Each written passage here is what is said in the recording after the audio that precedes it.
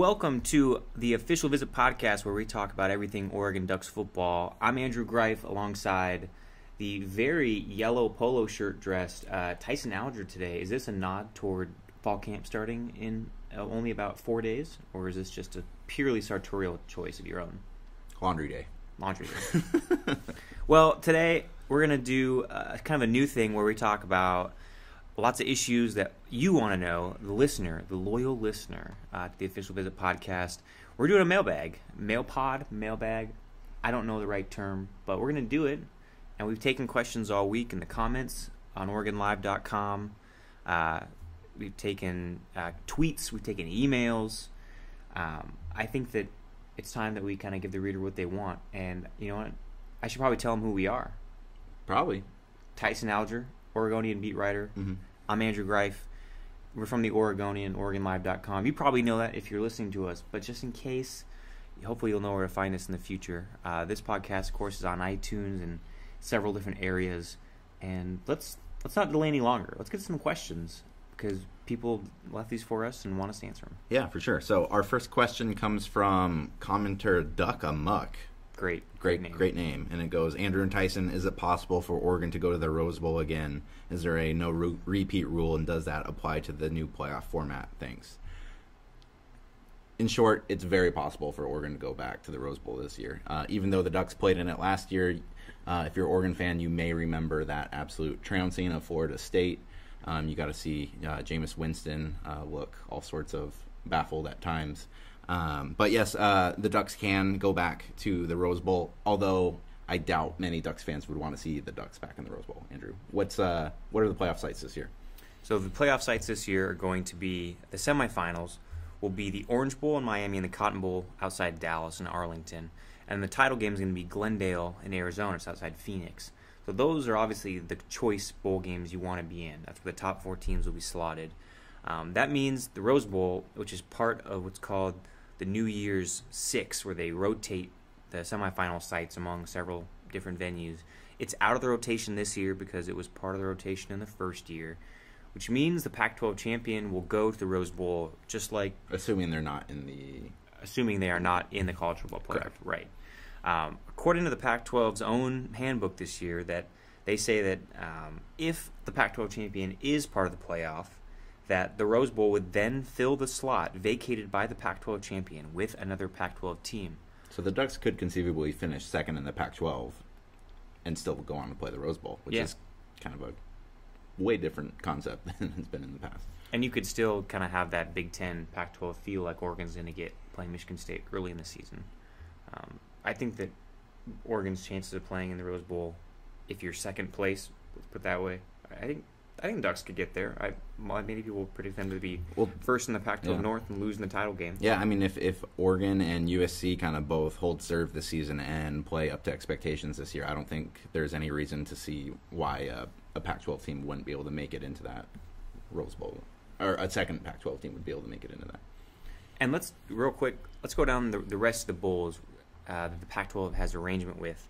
The Rose Bowl is kind of the premier bowl.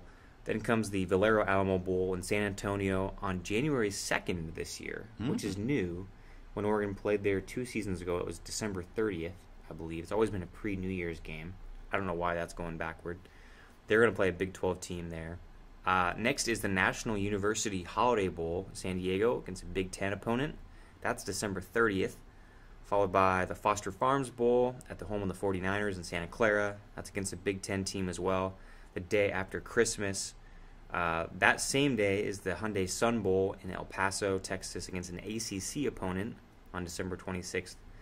And then you're getting down to the pre-Christmas bowls. The Royal Purple Las Vegas Bowl, which is in, as you might think, Las Vegas, against a Mountain West opponent. That's December 19th. So that's very aptly named. Yes. Then. It's not the Henderson Bowl. Yeah. Actually, this one I kind of misspoke. The Cactus Bowl is January 2nd in Tempe. I think Washington played that last year. I don't recall that being a post New Year's Day bowl. Then again, Oregon had its own thing going on at that time. So I think we were a little preoccupied and kind of paying attention to that. I want to backtrack for a second too. I think I I misspoke earlier when I said there would be a good chance that the second Pac-12 team would make it into the playoff. It's would make it into the Rose Bowl. It's guaranteed a Pac-12 team plays in the Rose Bowl. It's just a matter of whether or not the top team in the Pac-12 makes the playoff or not. Yeah, because as with all these bowl games, it's not necessarily tied in to a certain slot in the standings. Correct. So if the Rose Bowl really thinks Arizona State is the more attractive team, they could pull the Sun Devils in, or the Ducks, even if Sun Devils finish behind Oregon. It's kind of up to the Bulls at that point. It's not an automatic slotting system. So let's move on. Duck 'em Muck, thank you for your question. Next question in the mailbag. This is from a reader named Scott Fry, who emailed me with an offensive line question, which I love offensive line questions. You do? I think they're great. Mm-hmm. Will Matt Pearson start? In terms of the eyeball test, he writes, I wouldn't choose him over Zach Okun, Doug Brenner, or Jake Pisarcik. So Matt Pearson's an interesting case. Last year was obviously his breakout season. The former walk-on, high school golfer more so than a football player. Really played well after some initial stumbles against Washington State because of all the injuries. I think that Pearson could have a really, really good shot at starting because Steve Greatwood, I talked with him in late June, really likes his veteran leadership, kind of his knowledge. He's been there 5 years now. He knows the position better than Zach Okun, who is a really good recruit, but has been on campus since January. I would have to give Pearson the experience edge there. So, and the other thing is he can play at multiple positions. Yeah. He started... Which is such a big thing on this Oregon offensive line. I mean, especially... knock on wood for the Ducks that they don't have the injuries that they had last season, but it's such a mix and match proposition that it was last year, and I like you had just mentioned, he's got the experience factor, and there's going to be so many new faces on this offensive line too. Like I think experience is going to play a huge role for that unit this season. Yeah, I think he can play guard, center, tackle. They'll probably find room for him somehow, and I don't know if you feel the same way, but I feel like the offensive line is going to be like a lot of position groups where they're going to mix and match the first few games, find the one that works, and then go with that maybe the last three quarters of the season. So here's a sidebar question to the original question. I know that you wrote during the spring that the Ducks don't really recruit centers. They kind of recruit offensive linemen and kind of see who's the best at playing that position. Yes. They just got a center transfer in Matt Hagerty from Notre Dame. Do you think that puts him as the front runner for center? Is there a chance that he plays off center? I know Steve Greatwood had said there's a chance if he doesn't win the center position, but you would think that he's going to at least have kind of the leg up going into the fall camp at that position. Yeah, I think he's a leader at center. Yeah. I mean, he had started 11, I believe, with 13 games last year for the Irish. He was a little disappointed that the Irish were going to ask him to bounce around between positions this year. I think he came into Notre Dame as a tackle, but became more entrenched as a center, and I think that gives him the leg up because he has so much more experience than anybody else. They tried like 8 centers out in spring ball just to see who could handle it there. Cameron Hunt, who's usually a guard. Yeah. I think Tyler Johnstone didn't necessarily play center, but I think he could. He's been a pretty long snapper in the past. So I think Cameron Hunt is like the most consistently overlooked name on this football team. I mean, for a guy who's kind of been on that line for about 2 years now? 2 years. 2 years worth of starts, and I mean, it's a rarity that you hear people talking about Hunt. You hear a lot about the Johnstones. Last year it was Grossu and Hamani Stevens, and Hunt's consistently found his way into that lineup and has been playing. He's one of the few guys who's ever played offensive line as a true freshman at Oregon. That was, of course, before Tyrell Crosby did it a year later. But he's got the third most career starts of any Duck returning on offense. Tyler Johnstone has 26, Byron Marshall 22, Cameron Hunt 21. I think a lot of people would lose that trivia question if you were to ask who has the most returning starts for this Ducks team. Let alone third most returning starts. Yeah, exactly. All right, we got another question. Load it up. All right. Next question. Here's one. And I don't have the reader's name. It was via email. But the question was... Do you say via or via? I say via. I like via. Anyways, question. Tomato, tomato. Tomato, tomato. I say tomato. I hope you say tomato. I say tomato. Okay. Yeah. Who says tomato? No one says tomato. Hopefully none of our listeners do. I was about to say something about people who say tomato, but I'm not going to do that. Let's wait till we turn off the mic. Yeah. Okay. Canton Kamatule, that's the question, right? Well, actually, it segues nicely because this guy's last name is open to debate for pronunciation. Canton Kamatule, I've also heard Kamatul, I like A. I do too. Yeah. Will he start day one for the Ducks, or will a senior like Tui Talia take the other end spot? This is, of course, referring to the defensive line. Your thoughts on a guy like Talia, a JUCO guy, more comfortable in his second year, versus Kenton, I'll just call him Kenton, who one of the best recruits in the 2015 class. Yeah. The thing is I don't really quite know what you're getting with either of the guys. You didn't see Talia all that much last season. He was a junior college transfer. The Ducks actually had several junior college transfers last year that didn't really make much of an impact. You had like Hanateli Lausi on the offensive line and Tui Talia.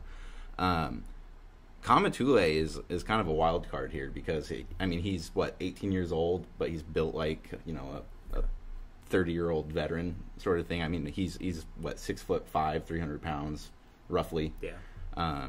He's a guy that's an athletic freak. I'm not sure. I didn't get enough of a glimpse at him in the spring game to really evaluate what sort of talent he has. But if he's as good as he was regarded as a recruit coming in, I could totally see him slotting in next to DeForest down there. And it took Eric Armstead, who is the only other defensive lineman I can think of who entered with this kind of hype. It took Armstead really until there were a ton of injuries in the 2012 season to kind of find his footing in the lineup. Mm-hmm. I'm not sure if that was Armstead or if that was just because of depth, but Oregon does have another really good and deep defensive line this year. They go about 7 deep, and then you add in Canton. So it's a big defensive line. It is. It's not as tall as last year because you lose a guy like Armstead who's 6'8". Sam Camp was about 6'3", 6'4", but it's a really big line, potentially one of Oregon's best. But I guess we'll find out proofs in the pudding when they actually take the field, especially against a team like Michigan State. Anyway, to the point, Canton has all the promise in the world. Yeah. I wouldn't give up on a guy like Tui. And for that matter, it doesn't matter who starts because Oregon rotates their guys through. That's what I was going to say next. Starter is just kind of like an asterisk role here. Yeah. So it's both these guys are going to play, assuming that Canton comes into camp and can show that he can be a positive member for this season. Yeah. Are we talking about running backs next? We're talking about running backs. I think so. This is a question from Scott Fry. The same man who submitted an earlier question via email. Thanks. By the way, thanks, Scott. This is helping us out. Keep asking. So you take a crack at this one. All right. So the question from Scott goes: is this the best running back core we've had at Oregon? We had Michael, Kenyon, DeAnthony were really good, but they weren't really nearly as big as this crew. My impression after rewatching the spring game is Kenai and TBJ, Tony Brooks James, are pretty dang good. This is still all in the question. Yeah. So basically the question is asking, is Thomas Tyner, Royce Freeman, and the addition of Kenai Benoit and Tony Brooks James the best running backs core we've had at Oregon? That's a pretty lofty question because, as he mentioned, Michael James was pretty dang good. They've had many other guys who were pretty dang good, and if you turn on an NFL game, anytime on Sunday, there's a good chance you're going to see a former Oregon running back playing. Yeah, I think this is a pretty awesome Oregon running back team this year in 2015. Yeah, I kind of wrote this not that long ago about Royce Freeman, but they built this running back core so that they wouldn't have to give one guy all the stress, all the carries. He doesn't need to be that guy who's the most consistent player from game 1 to game 14 or however many games it is. But I would like to see a little more start to finish consistency from a guy like Royce Freeman, who last year, it totally can be excused. He's a freshman. He didn't start until about game 5 and then tailed off the last couple games. He had an 8-game stretch where he averaged 119 yards per game. That's really dang good. I just would like to see him maybe finish out the year strong. And, of course, Thomas Tyner to stay healthy. So how are you going to end up evaluating this year in terms of if they're very successful, how are we going to compare them to other years? Is it going to be a successful year if both of them have good numbers and combined they go to great? Is it going to be a great year if Royce Freeman just takes it and runs with it and has a record-breaking season, and Tyner is just kind of a nice kind of accompaniment there. What do you want to see out of both of them, or what do you anticipate to happen? I think I would want to do it by cold, pure numbers. Okay. But also versatility, how they got those numbers. Yeah. With the LaMichael and Kenyon duo, that was really good because Barner went out of the backfield a little bit more than LaMichael did.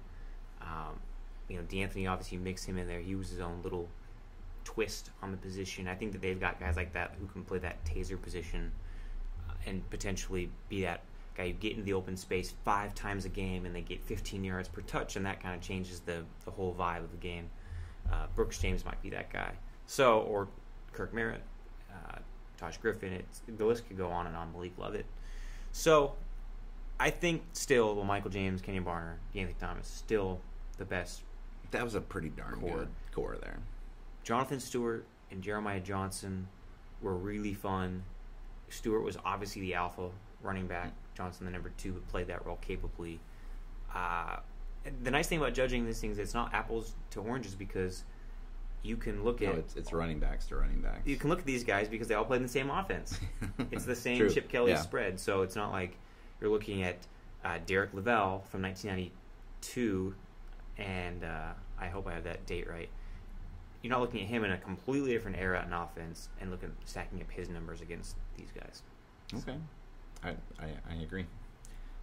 Do we have any more questions? I don't think we do, but I mean, we got a good 3 in here. I don't think that's bad for a first grab bag session. No. It would be nice if we actually had a physical mailbag in here, but I think that's getting a little too nuts and bolts here.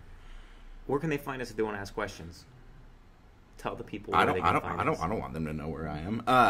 So if they have questions, they can email us both at Andrew is at agreif@oregonian.com. I'm T Alger at Oregonian.com. You can find us both on Twitter at Andrew Greif at Tyson Alger, or every week we put up on Monday or let's rewind a bit. We're doing 2 podcasts a week. This is the mailbag. We're going to have the main one. The best place to probably put your questions is going to be in the comment section of the main one. Or if you have questions, if you've listened to this on our site and have questions for next week, just put them in the comment section. If you ask, we will find them. No matter where you put them, we'll find them. Go tweet at our bosses. We'll somehow try to find the questions there. Ask and you shall be answered. Yeah. So I think that's a wrap on Grab Bag. Thanks for officially visiting today. As always, rate us in iTunes. Tell us we're doing a nice job. Pat us on the back. And we'll see you guys next Monday after fall camp opens at the University of Oregon.